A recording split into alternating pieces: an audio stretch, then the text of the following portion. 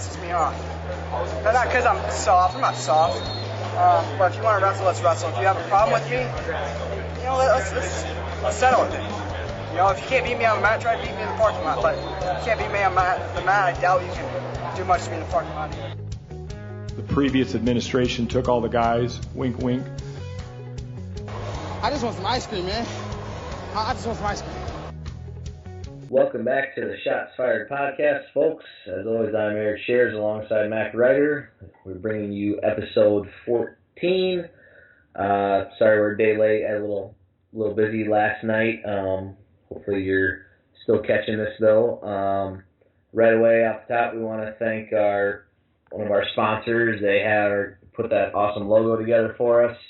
It's Elite Sports. You can find them at teamelitesports.com online. They got all kinds of great stuff on there, all kinds of t-shirts. I make logos for you, all kinds of great stuff. Patty Rhodes always hooks us up with stuff too. So find them online, tweet at us. We'll get you the right direction. Google it. Just Google anything. You Google anything nowadays. All right. I think we're going to use Elite Sports for we're going to go with some tank tops for the Gilbertville Days softball tournament. Really? Yeah. Are you guys getting in that? Are you getting in it at all? I have officially retired from competitive softball and recreational softball. To come out of retirement because we need players. Actually, you guys coached that day, right? Because we tried to get Blaine on our squad. Yeah. Hopefully we have a big baseball game that night. But I'm a pretty good base coach. Excellent motivator. Ooh, I will be probably very not going to win base coach. You got to put people on base. They need a base coach. I'll be very sarcastic, as I always am. If you're looking for something like that. We're putting together a Reiter team, so we will be. Well, I wish they had Repershar Squeago 0-1 and be done. But, one of the few times in the world I've ever advocated for that, but it probably will not be pretty. And we don't even have Bart. Bart and Michelle got a wedding, so we got Eddie and me, Joe, the girls. Could be rough. Ooh, well, I guess I got something to do that day. I'll go watch you guys. And I know Clay Welter was recruiting like the best players he can find to come play in this thing. So hopefully we don't draw them first round. But we're gonna have a blast. We'll have a cooler full. We're gonna be doing good. Lots of Dunkaroos. Definitely. If you score a run, you gotta go right to the cooler. Oh, I hope you guys are good now because of that. All right. On to something still also not important, but somewhat on topic with wrestling, much as this podcast is attempting to be in line with. So, okay. Had a lot go on this last week. Getting this podcast out early in the week, usually we can stay on top of the news that happened on the weekend. We kind of were jinxed last weekend, though. Right as we signed off, got the news of Minnesota boy Patrick Kennedy committing to Iowa. And then, the Shots Fired podcast, there were actual shots fired less than 8 hours after that with Sam Stoll. That kind of went through the cycle here of everyone talking about it. We're a little late on it, but what are your thoughts on what happened last weekend? I hate to say it's funny. It's not funny. It sucks because Sam Stoll's a good kid. Obviously, well, first and foremost, Patrick Kennedy, that's awesome for him. Congratulations. I think that's kind of been coming down the pipe for a while. It seemed like everybody up here kind of always assumed that was going to be the case. Everybody hoped that maybe it wouldn't, but I think that was going to happen. That's been coming down the pipe for a while, so good to him. Good for him. I think he'll be a good fit down there. He's a tough kid. But then, so on to the more important stuff, the Sam Stoll stuff, and I tweeted it to you. We should have him on as our first guest now, considering everything that happened. It's just an easy joke to make. It sucks for Sam Stoll, and I've known Sam for a little while, not super well, but I'd coach him or I'd see him at tournaments when he was younger, back before he was in high school or when he was middle school, high school. all that. And he was just the nicest kid always, and his parents or his mom was really nice whenever I talked to her. So I hope he makes a full recovery and gives it, he's got one last healthy year in him. But the name of our podcast is Shots Fired, and the guy got shot. Like, I made sure it was non-life-threatening before I tweeted. I did clear that. Yeah, I think, obviously he's fine. If he wasn't fine, as far as being alive, I guess I should say, we wouldn't be making them jokes if he didn't. Do you have any inside information? The guys aren't saying anything that I've been trying to pry it out of the Dardanes, and they won't give up anything. Yeah, I haven't heard much at all. I haven't been on the message boards. Not that that's a great place really to find information either, but yeah, it's weird. I don't know. Is there like a more ironic injury that ever could have happened for Iowa? Like, if I told you, what's like the craziest person, if they're going to get shot, and what's the craziest location to get shot? It would be Sam Stoll's knee, right? I mean, maybe Spencer Lee's knee would be a close second. But at least, like, Spencer Lee shoots, Yeah, exactly. That, like, again, like you said, you could not draw up a more ironic injury. Again, we should not laugh, but it sucks so much that it's funny, I guess. Yeah. The only way you can look at it. Like, man, that's some bad luck. Kale has to be behind this. Yeah. He had a hit, man. He did. I even heard some rumblings right away about who people thought it was, and then, or that shot him, I guess, or how it happened, but, man, I don't know. It's just not, the first thing I saw was what time it happened. I was like, oh, this isn't good. Yeah. And so you think maybe he's getting up hunting, but there's nothing in season. So if he's hunting, it's not legal. I've never went hunting a day in my life, so that's what I've heard a lot of people say, is nothing's in season, so I'll go with that. Yeah. I have not hunted either. I bet Kale told, like, Jared Verclaren, like, hey, it's you or Berge next year for the starting spot. You got to do something to distinguish yourself. We'll know for sure if there's some more. Because, like, Berge's not going to shoot his own former teammate, Yeah. Berge and Stoll both from Casson. Like, he's not going to do that. Mm-hmm. So maybe Verclaren, like, is trying to go, like, one, take out Iowa, but two, play some mind games on Berge. Like, I'm taking out your old teammate. How do you feel about that? That's not a bad idea. That's a good strategy, I would say. Some guerrilla warfare there. For sure. Well, we'll know if, like, somebody else drops from Iowa. It's just some crazy injury. I can't even think of a weirder one, but yeah, just something along those lines, probably. Like maybe if Michael Kemmerer got attacked by dogs, Chem Dog. Yeah, there you go. That would be like a pack of wild pit bulls. Yeah, there we go. Let's hope that doesn't happen. Actually, Alex We Marinelli should not have put that out in the air. The bull. Well, did they just do the running of the bulls? Yeah. They just did that, right? I think it was like last weekend or something. Maybe they're still running. Yeah, hopefully. Can they swim? Across the ocean from Spain? Some point in time they got to be on a boat or swimming or something. I don't know. Okay, where are we at here? I'm already lost. I'm disoriented. Spencer Lee is like playing Pokemon Go and walks into oncoming traffic. Okay, yep. Man, we got a lot of stuff that could happen here. I'm sure we can think of something with DeSanto. Okay, we gotta move on. All right. Okay. I'm disoriented. Where are we? What's up next? Well, let's talk about Final X recap. Lehigh. Absolutely. That actually happened. The third of four Final X's. I thought, again, I love this Final X as a whole. I got to watch, I think, pretty much all of this. I was entertained, as it also looked like the 7 or 8 people that were in attendance looked like they were also entertained. So, what were your thoughts on it?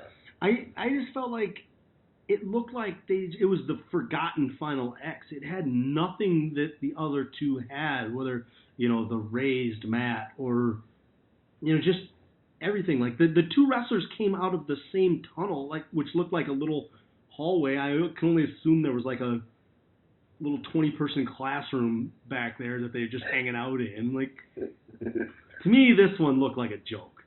I mean, on TV, it looked bad. The wrestling, the product was awesome. The wrestling's great, and I loved having it 3 weekends in a row, but it looked like they mailed this one in so bad. Like, the Flow Road Trip burned these dudes out, and they're just like, yeah, we're not going to raise the mat, and whatever. We'll just put it in this small gym. Like, I texted you, I think, that it looked like the gym from Saved by the Bell. Like, it was such a joke. Like, I don't know.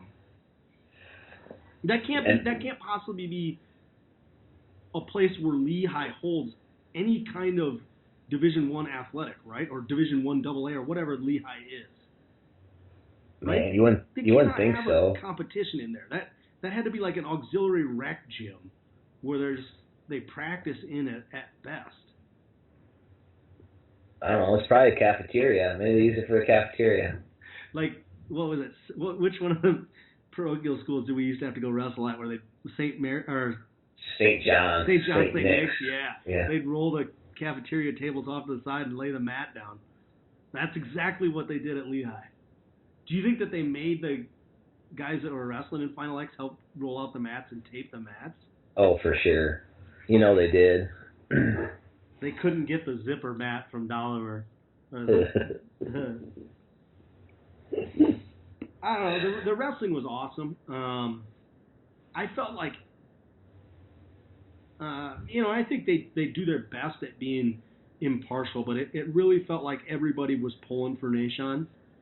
I didn't get the feeling that anybody really was impartial or at any point leaning towards cheering for Cologne. And maybe that's just me wanting Joe Cologne to win and, not going well. But it just seemed like they were super excited when Nashon won the second match. And maybe that was just because there was going to be 3 matches or what, but just didn't feel like it was equal.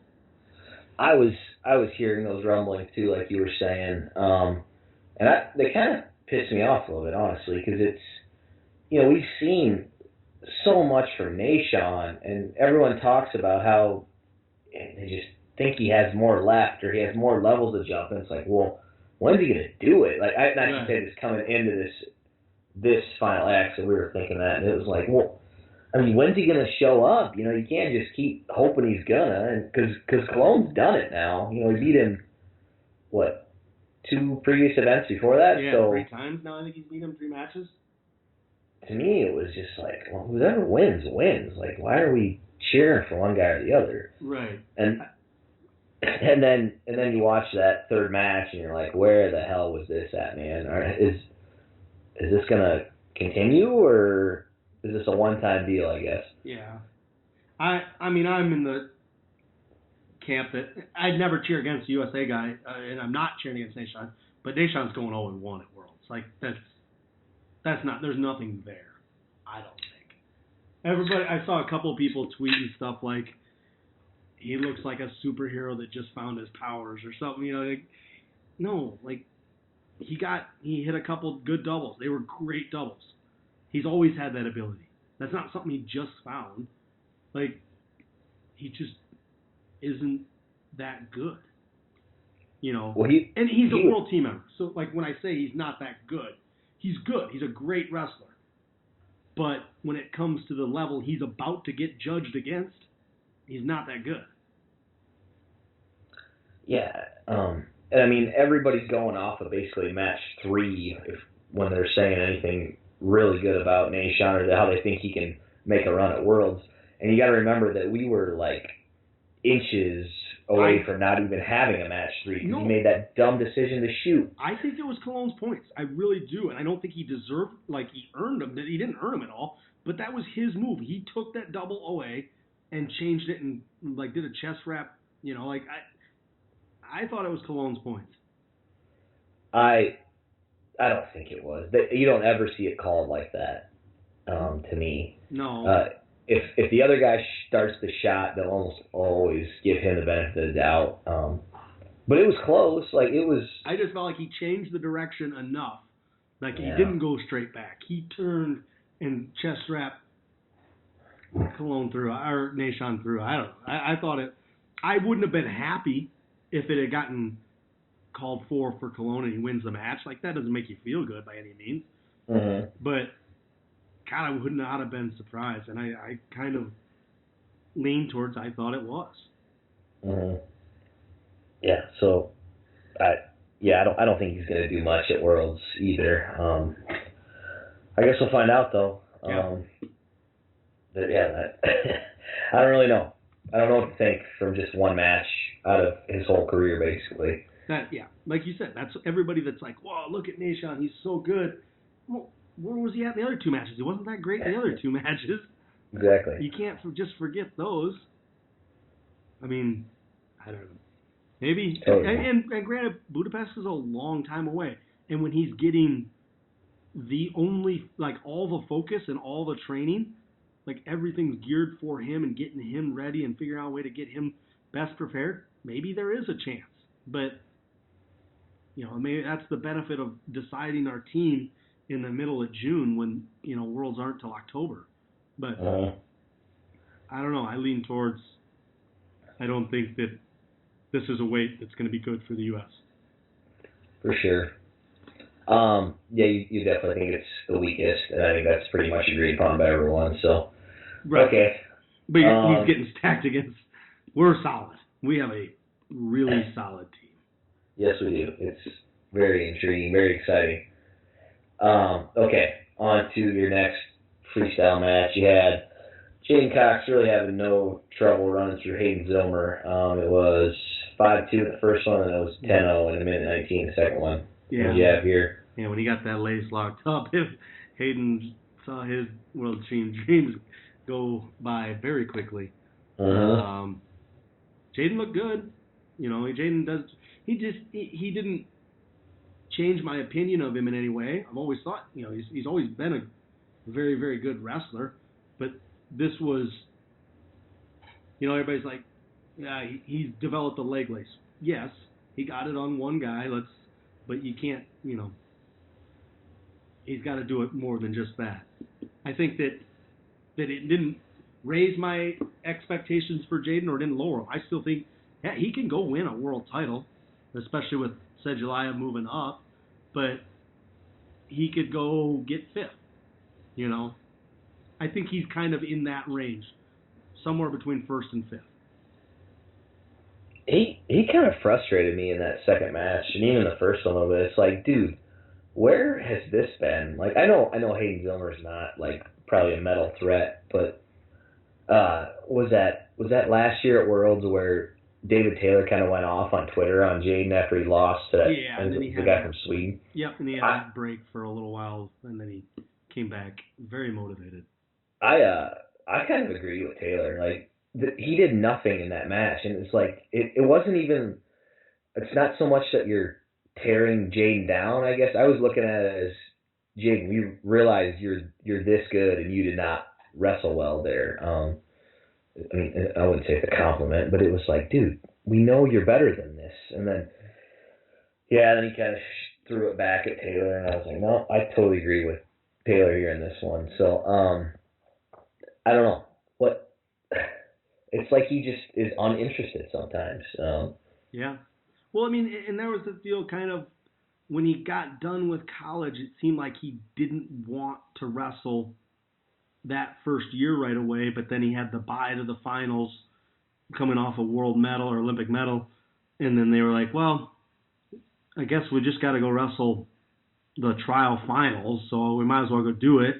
And then he gets David Taylor coming off of the mini tournament, and he beats him in 3 matches, and then it was like, well, shoot, I guess I'm on the world team again. It seems to me like when he was done with the NCAAs his senior year, he was like, I need a year break. And then they came to him and they're like, you get a bye to the trial finals. It's like, oh, shoot, all right, I'll try it. And then he fell backwards into a world team and shoot, I guess I got to keep training now. I feel like I even heard there were some rumors of him like playing football or something. Yeah, just wanted to do something different for a little bit. Yeah, I don't know. That's weird. Like, he's so athletic, I guess you would say. But he just doesn't act like he cares sometimes, and I don't know. I feel like I've seen him fire back at people for saying that, but it's like, dude, like, my eyes aren't lying to me. I'm seeing what I'm seeing. And you're not the only one that sees it either. So yeah. It's not like you're an anomaly and just like taking cheap shots at him. Like, a lot of people see the disinterest. Like I usually like to do. Yeah, you're a big cheap shot guy, but like at least this one's warranted. Yep. Maybe that should be the name of this podcast, Cheap Shots. Can we rebrand ourselves after 14 episodes? I don't know. Nobody's probably going to listen to this one since we are on the off day. Everyone's wondering where we're at today. Okay. Last match, Gwiazdowski and Kuhn. Gwiazdowski, extremely impressive. For sure. Did he jump that many levels, I guess? Because we know Kuhn's good, and I mean, Kuhn had nothing for him. He got his legs, and it was immediate takedown. There was hardly any fight whatsoever, and that's not even saying like Kuhn gave up. It was just there was nothing to fight because he was finished. Kuhn was in perfect position multiple times where he had his hips squared, he had everything right for his defense, and he's an absolute giant. And then Gwiz is just like, oh, I'm just gonna cut the corner or I'm just gonna suck this leg in and finish anyway. Like that was to me was the most impressive series or performance by anybody that competed over this Final X. Like, Gwiz made me very confident in his ability to go get another medal. Absolutely. Totally agree with you.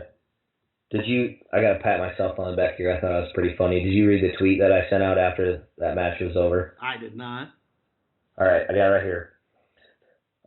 Through the first period of 125-kilogram Final X match, Gwiz is making it appear that Robbie Smith made a huge mistake by not attacking Adam Koob's legs more in their match yesterday. That's good. I thought it was funny. I got a lot of likes on it. So, yeah. It's not quite as funny because I just repeated it on the podcast. I mean, tip of the cap to Adam Kuhn for what he tried to pull off or did pull off this weekend. I mean, there's no joke, man. Wrestling through that mini tournament Thursday in Tulsa, wrestling the 2 out of 3 finals on Friday, making the Greco World Team, weighing in at 129.7 kilos on Friday, and then having to drop to 125 by Saturday up in Lehigh. And I doubt there's a direct flight from Tulsa to Lehigh. But getting there, wrestling 2 out of 3 with Gwiz. Do you think that what he did Thursday and Friday had any impact on the match Saturday or no? I would like to say no. I feel like if anything was impacted, it was more of like him just like, hey, I did it. I'm good. This is just extra here. So maybe he wasn't as focused. Yeah, like it was more psychological than anything than physical, I guess. Is that the way to say it? Yeah. I only pose the question. I don't necessarily think there was anything behind that. I don't think that he, wrestling Thursday and Friday had any impact on his performance on Saturday. I mean, I thought he looked good. He looked like Adam Kuhn, but Gwiz was just that much better. Gwiz looked great.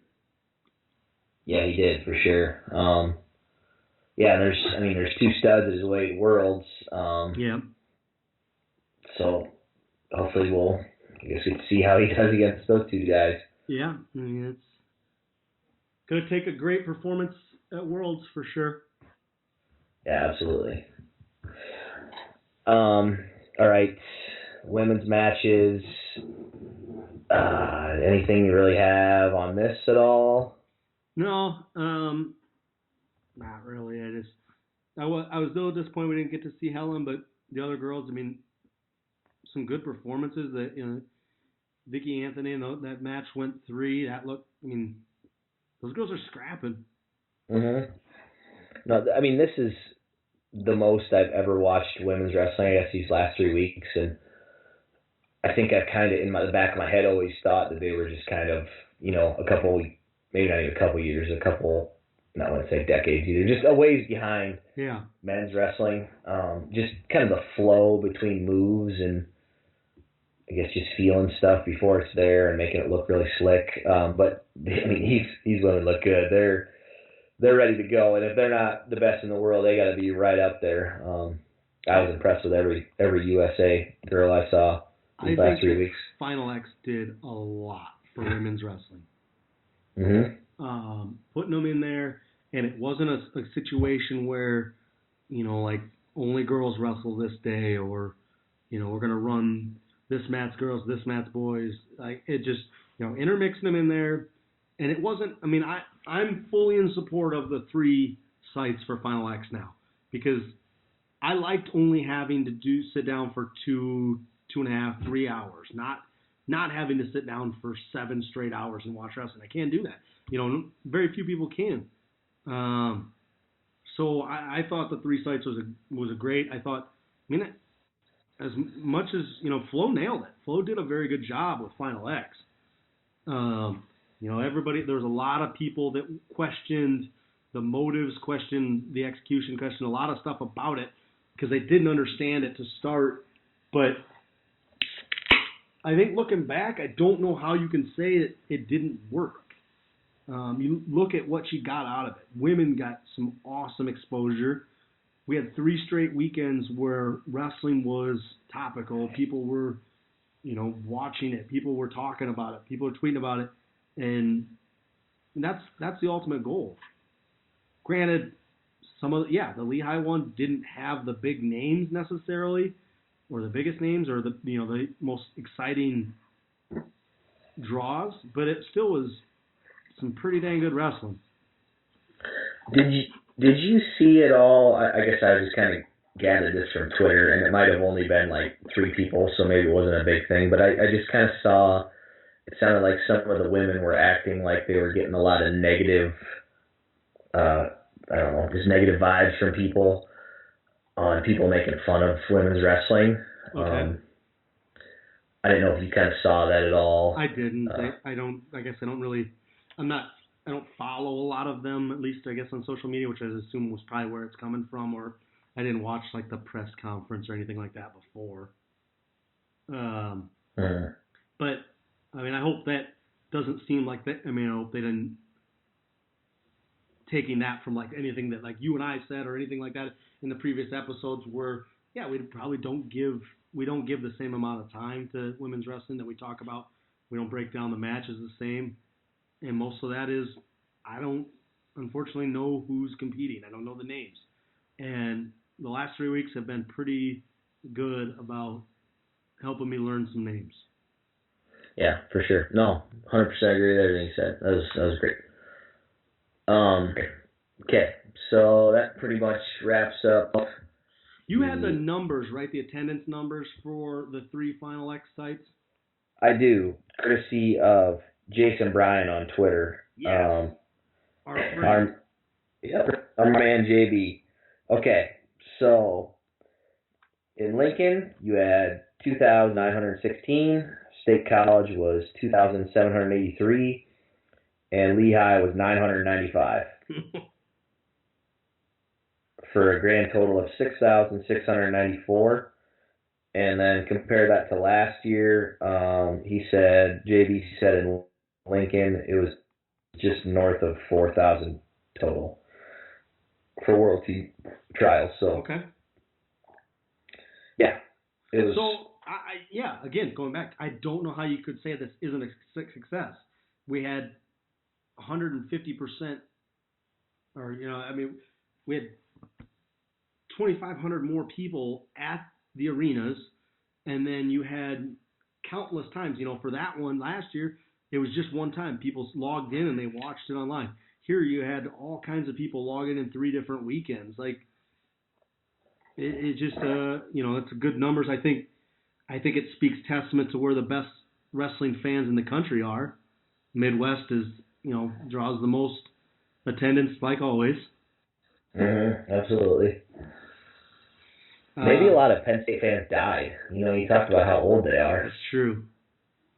They could just be dead. It's a hard turnover, but all those people, those diehard Penn State fans that have been there for the last 6 years, can probably get lower seats next year on their season ticket package.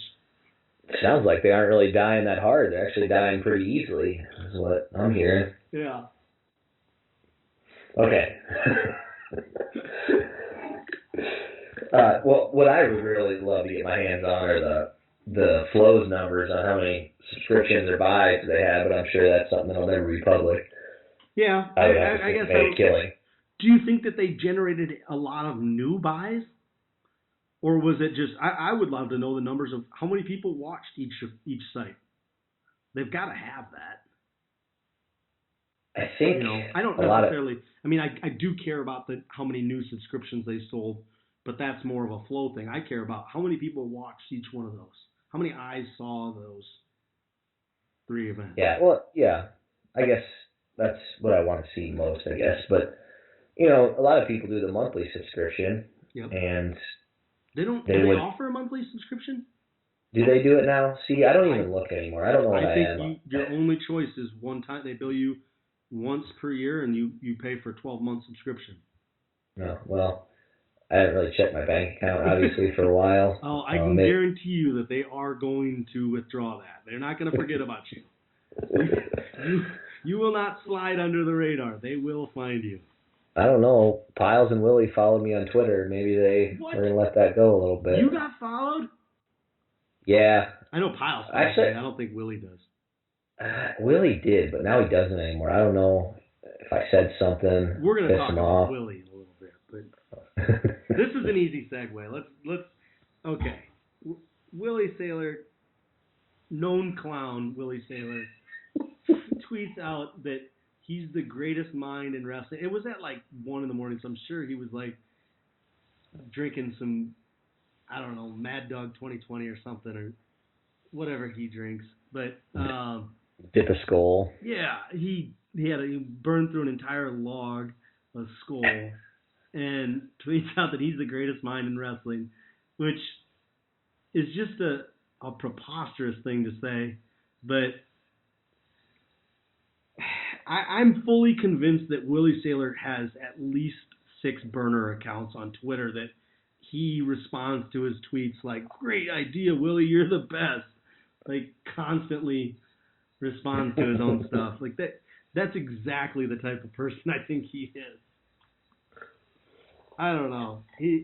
He's the most likely person in wrestling to have a burner account, probably, right? Yes. Yeah, 100%. Like, and I'm fine with, like, I guess I'm not fine with it. I think the whole burner account stuff is really dumb. But for those who don't know, a burner account would just be a fake account that you also run that you basically use for self-promotion. I could see Kale having a couple. Back to Kale again here. Kale's like KD for sure. Oh, yeah. I could also see Tony Hager having some. He's just sitting in some airport right now. Creating new flight delayed. Oh, yeah, for sure. Tony Hager's having a rough go at it. We've been talking about that one.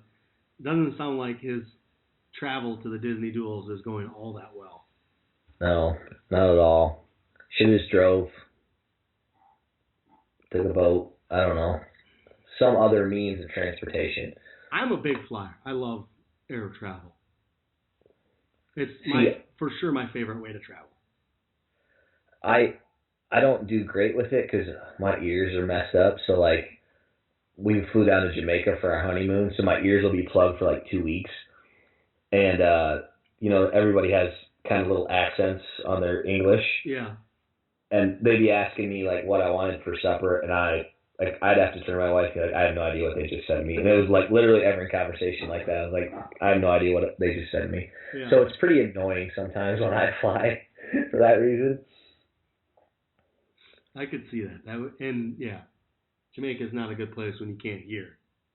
All you just say is more rum. Oh, I had plenty of that. Red stripe. Red stripe. Yes. That's all you need to know.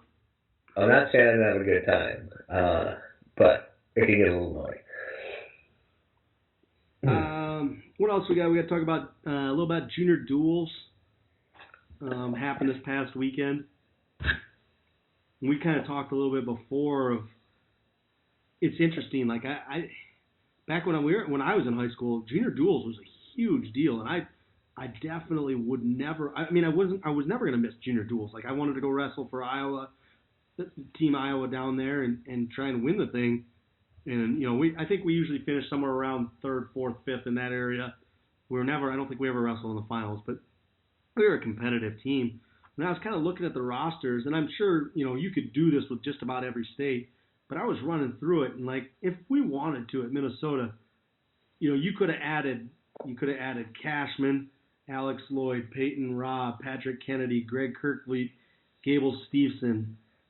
I mean that's 6-7 guys right there that are gonna be wins in a lot of duels, and that makes the team pretty good. But unfortunately, Minnesota didn't have those guys, and they still ended up getting second place. So I was pretty impressed with the team Minnesota's performance, and then just kind of somehow our Pinnacle guys did. Did you see the Minnesota-Illinois duel? What happened? I did. That was pretty crazy. Grant Parrish. Oh, my God. Grant Parrish tries no less than 15 lat drops every single practice. Like, this was obviously they don't know Grant Parrish like I know Grant Parrish, but, like, that was going to happen. Like, he was going to try that for sure. And he gets it, and he's good at it. He's got a great lat drop. And he pulled it off, man. That was incredible. Thought they had lost, and then we're going to restart the match and finishes it off. I obviously read what happened before I saw it, and then I watched the video, and even he threw him, and you're like, he still didn't really throw him to his back. They were kind of, maybe not even 50-50. The other guy was looking like he was doing better, and he just horsed him over, and then that was that. Yeah. When I wrestle Grant, I do not let my elbows leave my body. You cannot go extended arms against him or you're going to get tossed.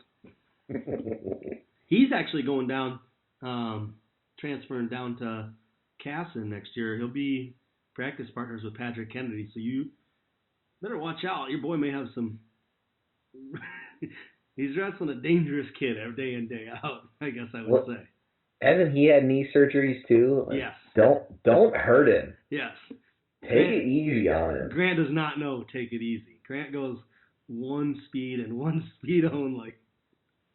Well, at least if there's one thing Iowa's good at, it's having real strong knees. So yeah. I'm really not that concerned, I guess. You guys haven't had a history of knee injuries or anything. Not at all. Been solid.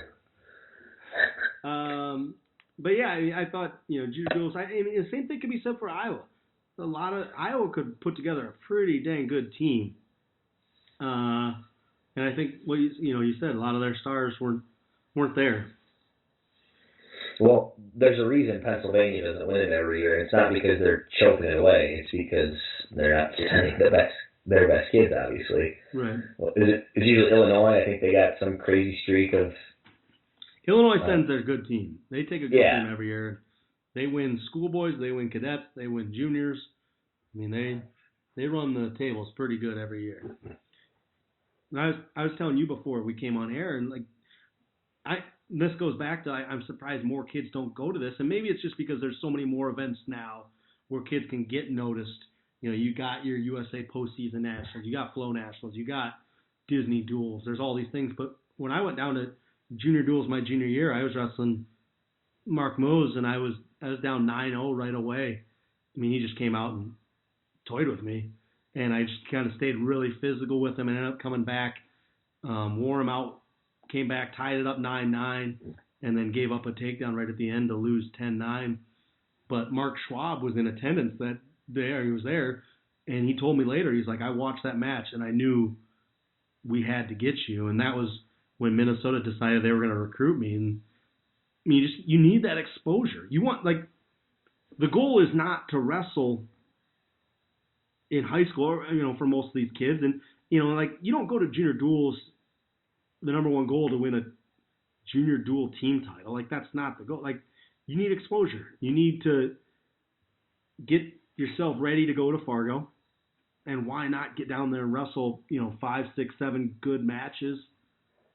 I don't know. I'm surprised that it doesn't do as well as what I thought it should. I never went to cadet or junior duels, but I always remember the talk was, we need to do this to get our guys ready for Fargo. And now it's like, yeah, I mean, you can go to a huge tournament every weekend to get you ready for Fargo. It's not like you got to wait around for junior duels once a year. Right. So I think that's a big thing. Obviously, a big part of it, but yeah, it's just weird. It kind of totally died out. Yeah. To me, it was even kind of an afterthought this year. Like, it was like, oh, this is this weekend? Okay. I guess I'll follow it, but nothing I was really looking forward to. I was mostly following it just because I wanted to see how some of our Pinnacle guys were doing. So. Mm-hmm. Yep. All right. On that, where are we going next? We got, I don't like to keep talking about them so much, but, we talked Cadet Worlds coming up here in a week and a half, and I think that's it's kind of a fun tournament every year, because we usually do pretty good in it. The U.S. does. Maybe that's just because we, have trained our guys a little. We have a little bit more organized training at a younger age than a lot of other countries. We're a little more developed, but it's kind of awesome to see the next big stars as far as the U.S. is concerned. And I'm excited to see Pinnacle sending 3 over there. Obviously, Greg Kirkleet, and then 2 of the girls wrestlers, Emily Shilson and Macy Kilty. So, in a team of 30 wrestlers, we're sending 3. I'm pretty happy with that. Yeah, it's pretty impressive. You have any idea what the most you've ever sent in a tournament like that is? I imagine that's got to be right up there. This is it. For this turn, because then, we've had other guys, whether it's Mitch McKee making a U23 team or the Fila Junior team, getting a silver medal. One of the things we kind of always do is you just kind of reward these guys, but we have a flag up for every college we've ever sent a kid to. Mm-hmm. Every D1 school has a flag up in the room, but then if you win a world title, you win a world title or you make a world or Olympic senior level team, we get a fat head put up of you. So there's a giant Jake Deitzler fat head on the wall, and now we got to get a Kirkleet one for winning worlds last year. And I guess, do we have to get 2 more this year if he wins double title? I don't know. Yeah, you just have like 17 Kirkleet. He just lines the wall. All right, this is Greg's corner. He's everywhere over here. That was his 7th world title. I don't know. Yeah. Or you just put like times 17 behind it. There you go. Just a tally. Way to do it. That's it. You just put a little line behind it for just a tally every single time. There we go. Got it figured out, sounds like. So that's coming up July 2nd through the 8th, I think I had here. So it's in Croatia. Haven't figured out the time difference, so. Yeah. I wish they had this back when I was younger. I got to go one year. I won Fila Cadets and got to go over to Russia. We did a tour over there, and we did a tournament in St. Petersburg and a duel in St. Petersburg, and then we took the train down and did a tournament in Moscow and a duel in Moscow. And we had a good team. CP Schlater was on there. Or no, sorry, not CP. Trent Paulson was on there. Johnny Hendricks was on there. I was on there. I believe Bo Darman was on there. I think he wrestled at Boise. I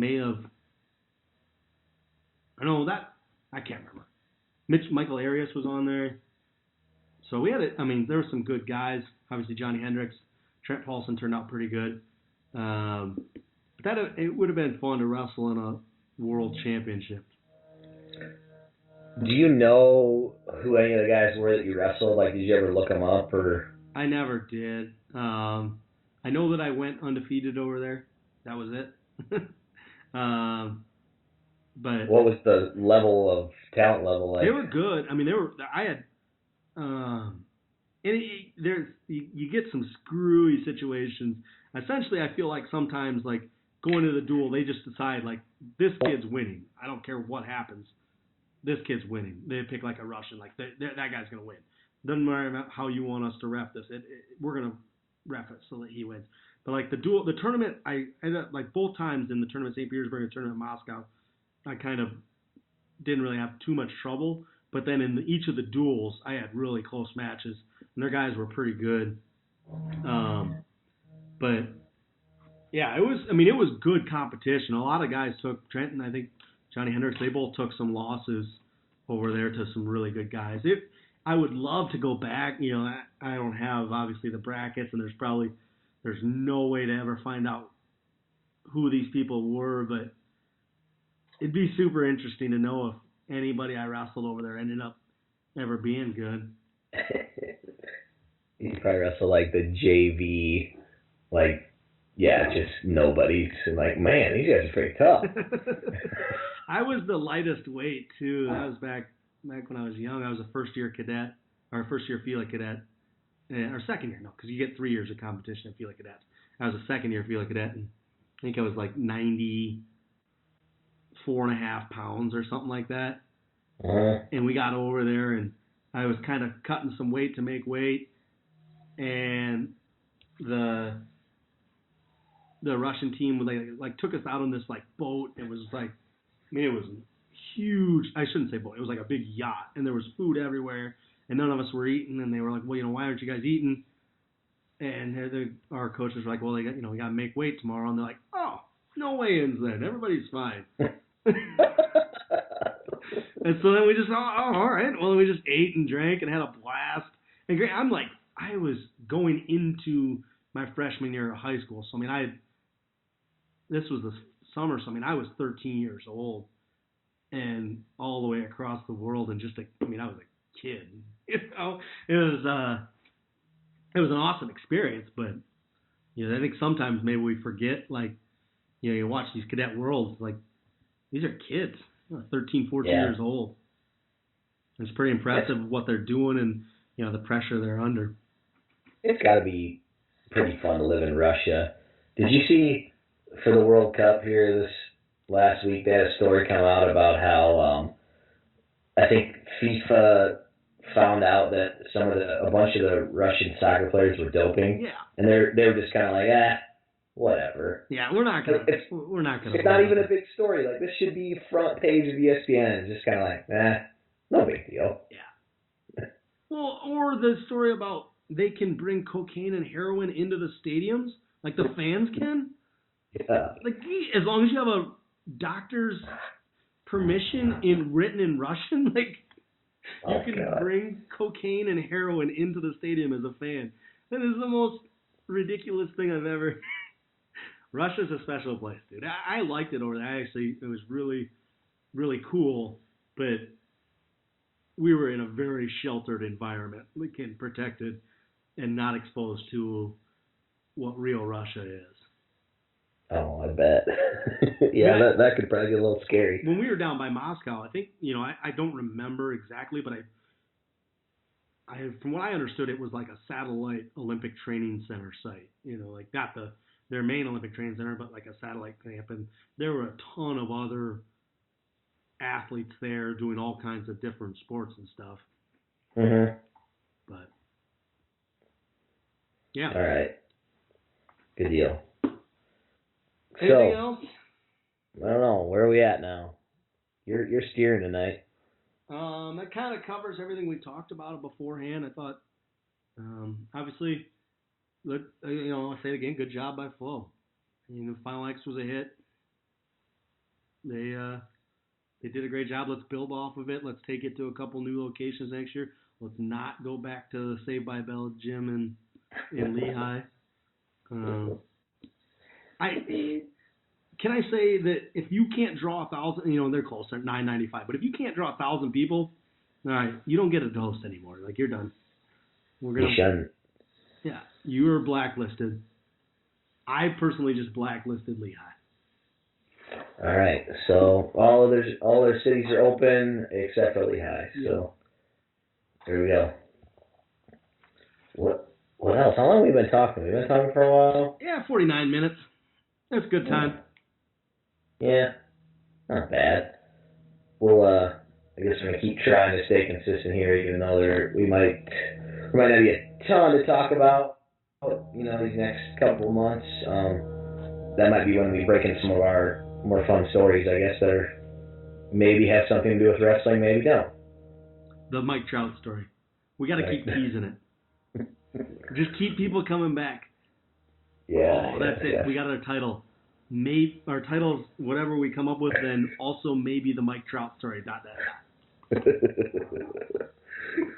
There we go. Absolutely. Let's wrap this thing up. All right. I guess thanks for listening, guys. I don't think we got any more ratings the last week, so you guys are gonna need to pick that up. How about you tweet some questions at us? Doesn't matter whether they're wrestling related or life related. We'll give you plenty of life advice if you want. We're not gonna say it's any good, but are we gonna we'll give you some. We gotta bring the wrestling video or wrestling match review back to life. Man, you keep talking about it. You just gotta do it. I'm ready. I do. We gotta do it. All right. I'm gonna come up with a match for next week. We're gonna review it for the following week. Wrestling match review. There we go. Good match from history we'll pick. So, all right. Yeah, tweet at us. Our handles are just our names. Eric Schares, Mack Reiter. So do that. Tweet some questions at us maybe. Give us a rating. All other cliche stuff people say at this point in the podcast. Yeah, there we go. Cheers.